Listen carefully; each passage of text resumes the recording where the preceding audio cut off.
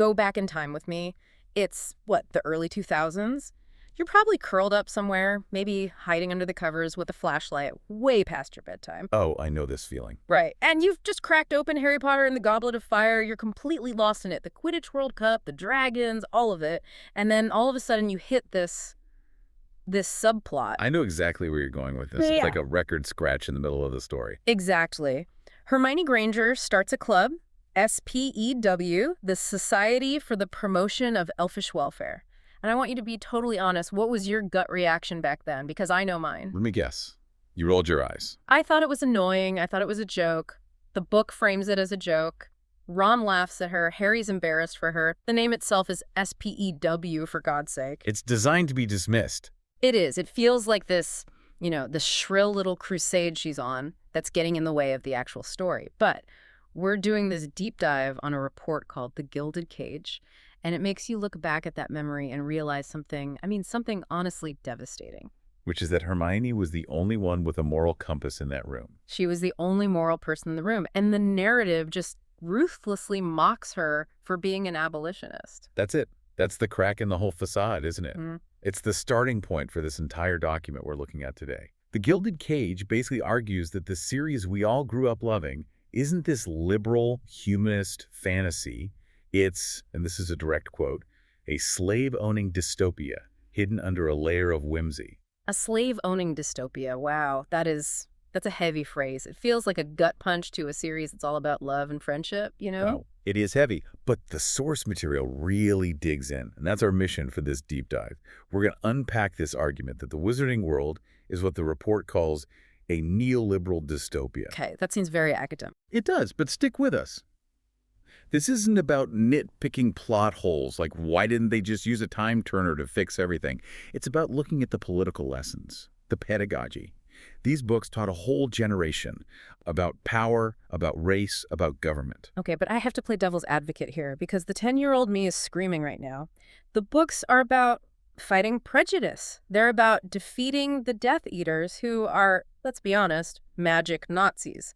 How can you call it a dystopia when the entire plot is about defeating evil? And that's the facade of whimsy. The report just dismantles. Yes, the heroes fight the bad individuals. They fight Voldemort and the Death Eaters. But they never, ever fight the system that created them. What do you mean? The argument is that the good society Harry is fighting to save is already built on chattel slavery, on anti-Semitic caricatures, on a fundamentally fascist government, and on rigid racial segregation. And the real tragedy, according to this report, is that Harry doesn't change any of it. He just hits the reset button. Okay, let's unpack this. Because if you're going to ruin my childhood, let's at least be thorough about it. Fair enough. Let's start where you started. The House Elves. The report calls this the happy slave myth. Right, and this is probably the most damning part of the whole analysis. This is where that ruined childhood feeling really kicks in. The report draws a direct and frankly undeniable line between House Elves and the happy slave myth from the American antebellum South. The idea that enslaved people were better off, that they were happier in servitude. Exactly. It was propaganda used by slave owners to justify what they were doing. They claimed that enslaved people were simple, childlike, and that they couldn't handle the responsibilities of freedom, that it would crush them. And the books, oh my God, the books literally say that. Everyone, Ron, Hagrid, basically all the good guys, they all tell Hermione they like it. It's in their nature to serve. It's biological essentialism. And that's the key distinction the report makes. In our world, that was a lie the oppressors told. In the wizarding world, the text presents it as a biological fact. It says that house elves are literally hardwired to enjoy being enslaved and that they get sick if they're freed. The book validates the slaver's logic. But wait, what about Dobby? Dobby is the counter-argument, right? He's the one elf who wants to be free. You'd think so. Yeah. But look at how the story actually treats Dobby. The report points out that he's framed as a total weirdo, an aberration. The other elves think he's nuts. He's the exception that proves the rule. And here's the detail from the report that just blew my mind because I had completely forgotten it. Even Dobby, the free elf, negotiates down his own salary and working conditions. Oh, you're right. In Goblet of Fire, Dumbledore offers him, 10 galleons a week and weekends off? Which is already not a lot. And Dobby freaks out. He's terrified by the offer. He begs for less. He says 1 galleon a week, sir, and maybe 1 day off a month. So even the most radical, freedom-loving elf in existence still craves submission. He can't even conceive of real freedom. He literally puts a ceiling on his own liberation. The report argues that this whole subplot is teaching the reader to accept a really dangerous idea, that slavery is wrong for humans because we hate it, but it's totally okay for other species if they like it. It's a way to have your cake and eat it, too. You get all the benefits of a slave class, the feasts appear out of nowhere, the dorms are always clean, but you don't have to feel any of the guilt because they're having fun. It just absolves everyone. Precisely. And if Dobby is the weirdo exception, then Winky is the cautionary tale. Winky. God, I haven't thought about her in years. Mr. Crouch's elf. He fires her, gives her clothes, and she falls apart. Falls apart is a very gentle way of putting it. The report's analysis of Winky's story is that it's straight-up pro-slavery propaganda. Wow. Think about it. When she's freed, she doesn't find a new purpose. She doesn't have a journey of self-discovery. She immediately descends into a deep, debilitating depression and becomes an alcoholic. The butterbeer addiction. Yeah, she spends the rest of the series weeping in the Hogwarts kitchens, drinking herself into a stupor. I just thought that was sad when I was a kid. Me too. Just, oh, poor Winky. She lost her family. But step back and look at the lesson the narrative is teaching you. What's the takeaway? It's that freedom destroys these creatures. The book is arguing quite explicitly that Winky needed a master to be psychologically stable. And the other elves agree. They don't help her or sympathize with her. They're ashamed of her. They treat her freedom as a disgrace. They look at her and think, this is what happens when you abandon your proper place. So the story is telling us, and Hermione, that abolition is actually cruel. You're being cruel by wanting to free them because look what happens. You get Winky, a depressed, non-functional alcoholic. Exactly. The report calls it a classic neoliberal lesson, that trying to change foundational structural injustice is dangerous and will only lead to more suffering. So just leave it alone. Let this system work. Which leads us directly to Harry, because Harry, our hero, ends the series by inheriting a slave. He inherits Kreacher. And this is where we get the benevolent slave owner trope. In Deathly Hallows, he hates Kreacher at first. And for good reason, Kreacher is a bigot. He's responsible for Sirius's death in a way. He is. But how is that conflict resolved? Does Harry free him to break the cycle? No. He gives him the locket, Regulus's locket, and he starts being nice to him. He learns better management. That's the solution. The problem wasn't that Kreacher was property. The problem is that Sirius was a bad manager. Harry learns how to be a nice master. And in return, Kreacher becomes this fiercely loyal servant. He leads the elves into the Battle of Hogwarts, screaming for Harry. Fight. Fight for my master, the defender of the House Elves. I remember that line giving me chills as a kid. Me too. I thought it was so powerful. And now it just feels, honestly, it feels kind of gross. It feels gross because the message is that slavery itself isn't the problem. The problem is just the attitude of the slave owner. A good master creates a happy slave. Harry Potter ends this series as a slave owner, and the text presents this as a moral victory. It's a Gone with the Wind worldview, but with magic. As long as you're polite about owning people, it's fine. It's deeply disturbing when you strip away the whimsical trappings and just look at the raw power dynamics. And unfortunately, that kind of problematic coding doesn't stop with the elves. No, it doesn't. We have to talk about the goblins. The Goblin Problem. And this is one that I think people have been talking about for a while, even without a formal report. It's the part of the series that has aged just abysmally. It really has, especially when you look at the visuals, both in the books and the films. Right. So they run the banks. They're obsessed with gold and treasure.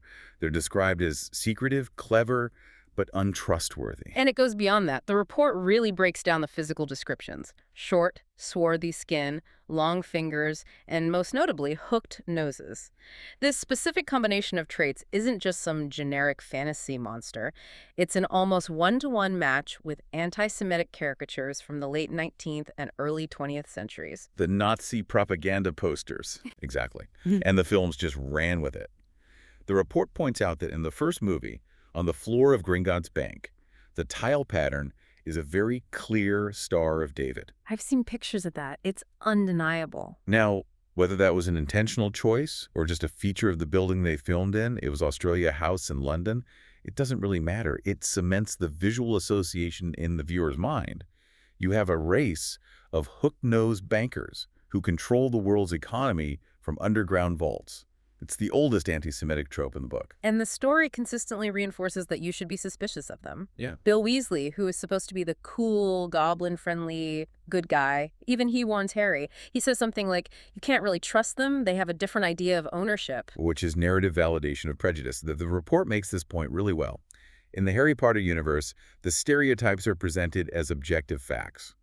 We're told goblins are greedy and treacherous, and then the plot goes out of its way to prove it. With Griphook. With Griphook, the goblin who helps them break into Gringotts in the final book. Right. And he betrays them. He does. But let's look at why he betrays them.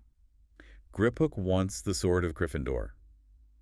To him, it's a priceless goblin-made artifact.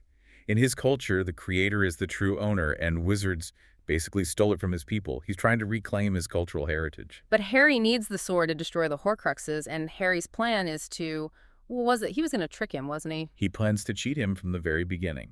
He has no intention of giving him the sword, and this is framed as a necessary heroic deception. The report highlights this massive double standard. So Harry's lie is okay, because he's the hero. But when Griphook acts in the interest of his own people to reclaim a stolen artifact, it's framed as vile treachery. His betrayal is used as the ultimate proof that, see, wizards are right not to trust goblins. Instead of being proof that goblins have centuries of legitimate grievances against wizards. And that brings up the wand ban. I honestly never thought about how messed up that was until reading this report. It's classic colonial policy. Disarmament. The wizards have made it illegal for goblins to carry wands. In this world, a wand is everything. It's your tool, it's your weapon, it's your source of agency. By denying them wands, they ensure goblins can never be a real threat. They can manage the money, but they can't ever hold the real power. And we know they've fought against this. The Goblin rebellions are mentioned in History of Magic class. But they're treated as, like, boring historical footnotes. Professor Binns drones on about them being riots and disturbances. Just nuisances. Yeah. And the report connects this to the Hogwarts Legacy video game, which is much more recent.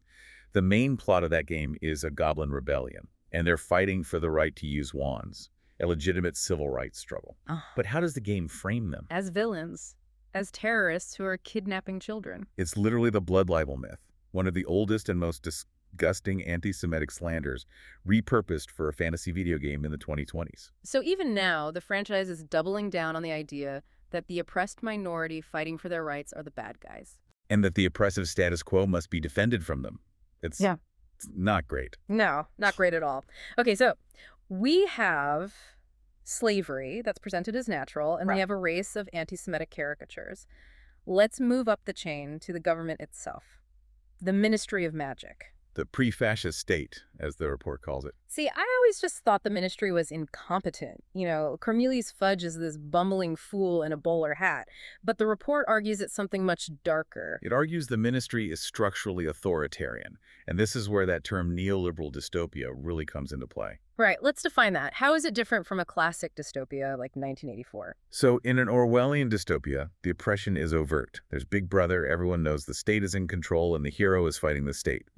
In a neoliberal dystopia, the oppression is much more subtle. It's hidden behind an illusion of choice. The system itself is never questioned, only the bad individuals within it. So Voldemort's a bad apple, Umbridge is a bad apple. But the orchard itself, the ministry, is fine. That's the story the books want you to believe. But look at the actual structure of their society. Is there a democracy? No, the Minister for Magic is just appointed. We never see an election. Does the government control the media? Yes, the Daily Prophet is basically state-run media. Do they control the courts and the schools? Yeah, Fudge literally presides over Harry's trial, and the ministry installs Umbridge at Hogwarts, so yes. Or what about their prison system? Azkaban. Right, they use Dementors.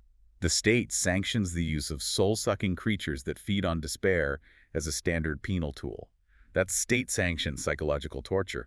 And this was all happening under the good governments, long before Voldemort ever took over. That's a really chilling point. When Voldemort does take over in the last book, it feels like this huge, dramatic shift. But the report calls it a seamless coup. And it was seamless, because all the tools of fascism were already there, waiting to be used. Voldemort didn't have to build a surveillance state. The ministry already had tabs on everyone. He didn't have to create a system for rounding up undesirable populations. Azkaban was fully operational. The Muggle-born Registration Commission was just a bureaucratic shift, not a revolutionary new idea. It reminds me of Dolores Umbridge. She's the character everyone hates more than Voldemort, right? Stephen King called her the greatest fictional villain since Hannibal Lecter. And it's because she represents the banality of evil. She's not a magical supervillain. She's a bureaucrat. A petty, cruel bureaucrat. Her evil comes from her love of rules and order, the educational decrees. The report argues she's proof that the system is the problem because the ministry gave her that power. She operated entirely within the law. Beating her didn't change the laws that let her torture children with a blood quill. And yet, after all this, after everything Harry sees and experiences, he wants to join this organization. This is the part of the report that just, it hit me really hard. This is the Harry the Cop critique. Yeah. I mean, he spends 7 years being hunted, slandered, and abused by this corrupt government. He sees them send his friends to prison without a trial. And his lifelong dream is to become an Auror, a magic cop. The hero of the story about oppression should, ideally, dismantle the oppressive system. They should break the wheel. Harry joins the enforcement squad of the status quo. The Aurors are the magic police. They're the ones who uphold the system. By becoming one, he's basically saying the system was fine all along. It just needed the right people in charge. It's pure propaganda. The series makes you believe that justice is the same thing as law enforcement. It validates the state's monopoly on violence. He doesn't become a teacher or a reformer or, I don't know, a lawyer for House Elves. He becomes the guy with the wand and the badge. And he spends the rest of his life hunting dark wizards, a label the ministry can apply to anyone who questions their authority. It's really depressing when you think about it. Yeah. He becomes the boot. He becomes the boot because he's convinced that as long as he's the one wearing it, it won't stomp on anyone unjustly. Which is the ultimate neoliberal fantasy. Yeah. You don't need systemic change or checks and balances. You just need a good man like Harry Potter to have all the power. But even if the ministry were perfect, there's still this massive ethical black hole at the very center of their world, the Statute of Secrecy. Ah, yes. The bioethical nightmare. As kids, the secret world is the whole appeal, right? You're a wizard, Harry. It's the ultimate fantasy of being special. But this report just flips that on its head and asks, what is the moral cost of keeping that secret? And the cost is staggering. It's millions and millions of Muggle lives. Just think about the magic we see as casual, everyday stuff in the books. Skilligrew can regrow an entire arm's worth of bones overnight. Pepper Up Potion cures the common cold in seconds. They can multiply food. They can fix, almost any injury that isn't caused by dark magic. If they can regrow bones, they can almost certainly cure cancer. They can cure AIDS. They can fix spinal cord injuries. They have the solutions to so much of human suffering. And they're hoarding it. The report calls it a sociopathic act on a global scale. It's the equivalent of one country discovering the cure for cancer and deciding to keep it a secret from the rest of the world to protect their way of life. And the justification in the books is always so patronizing. Oh, Muggles couldn't handle it. They'd want magic to solve all their problems. Yes, problems like your child dying of a preventable disease. It's a monstrous defense. It treats Muggles not as equals, but as primitives who need to be managed and protected from knowledge. It prioritizes wizarding convenience over the lives of billions. Even the so-called Muggle lovers like Arthur Weasley are guilty of this. The report has a great term for his attitude, colonial anthropology. He's fascinated by Muggles, but in the way a naturalist is fascinated by a rare species of frog. Ooh, what exactly is the function of a rubber duck? Exactly. It's cute. It's quaint. He sees them as primitive, not as equals. If he saw them as equals, he wouldn't be writing laws to protect them. He'd be smuggling life-saving potions to Muggle hospitals. But instead, the whole society is built on this strict segregation. And Hogwarts itself is the primary engine of that segregation. Which brings us to Slytherin House. The racist house. Literally. The school takes 11-year-old kids, reads their minds, and puts one group of them into a house whose entire founding principle is blood purity and racism. It's an institutionalized echo chamber for hate. You take all the children of bigots, put them together in a dungeon, tell them their bigotry makes them special, and then everyone acts shocked when they grow up to be magic fascists. It's an ideological state apparatus, as the report puts it.